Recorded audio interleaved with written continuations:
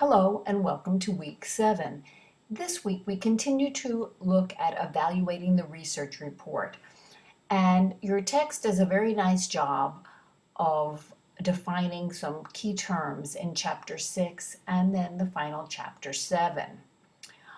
On the 27th, which is a Monday, I am making our final assignment due, section C, and we'll be reviewing that as well. But let's start by following the instructions and clicking here. Our focus this week: consider how prior beliefs may influence an evaluation. And that, by the way, is your last discussion board question as well. Also, having read the 2 chapters, you should have a clear understanding of statistical significance, practical significance, and theoretical significance. Our textbook does a good job of defining these, but I found a short video that does a good job of comparing statistical and practical significance. I've also included one document called 14 Steps to Writing an Effective Discussion section. Now, no, you don't have to do that for me right now, but that is something you might be doing in the future. And even if you're not planning on writing up a research project or report, you do have to evaluate. And knowing what a good one looks like helps you to develop and prepare for evaluating research. So when you're looking at a discussion section, or writing one for that matter, you want to make sure that it's organized from the specific to the general. So you discuss the findings of literature, theory, and then in practical terms. You are consistent in the key terms you use and stay in the present tense. You restate the hypothesis. You support that by referencing the literature, by addressing all the results relating to the questions and whether or not they were statistically significant. You look at the patterns and principles and relationships. If necessary, you defend what you are saying or give both sides of the argument. You explore the conflicting explanations. You discuss any unexpected findings, if there are any.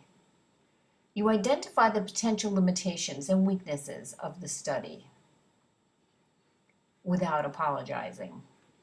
You summarize concisely the findings, regardless of the statistical significance.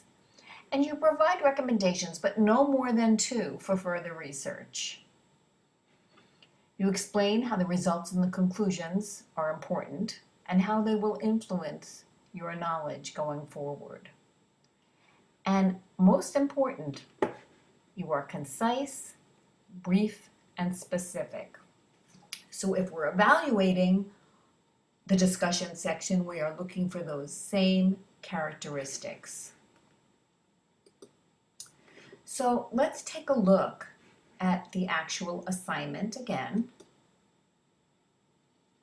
And you can see the pattern because you've done Part A, Part B, and now here we are, Part C. So we're using 2 of the articles that you've already used. So you have read them, but you certainly will want to read them again, looking this time for something a little different. You're using the text genre article and the We Can Do It reciprocal teaching article. You'll be referring to the template on page 95 for evaluating the procedures and instrumentation. So you might even want to, as you're listening to this video, open to page 95 and take a look at it with me. So the template asks us, did the researchers provide sufficient information about the procedures? Very, very important. I have the summary statement here. Could this be replicated with a different sample? That's in our text. 2, are the procedures relevant? 3, are the instruments used clearly identified? Are these instruments appropriate and sufficient to the study? Of course, we want to look at the results. Are the findings clearly reported?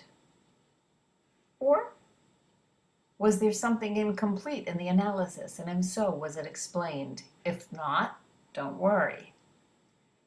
Remember that paper I just showed you on the discussion? Well, here we go. Is the discussion clearly written? Is it relevant? Do the conclusions follow logically? Are there implications or limitations or recommendations?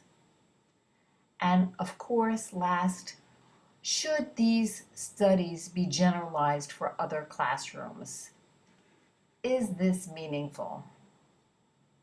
And then, of course, we have our final writing activity. Notice I'm going to leave that open from the 28th to the 30th, and I'll be reminding you of this again.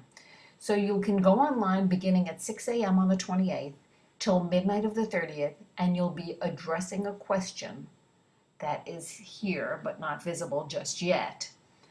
And you can use your resources to answer that. You can use your background, your experiences, whatever works for you.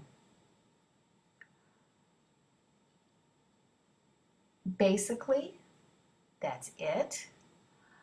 You will be receiving in your email an opportunity to evaluate the course.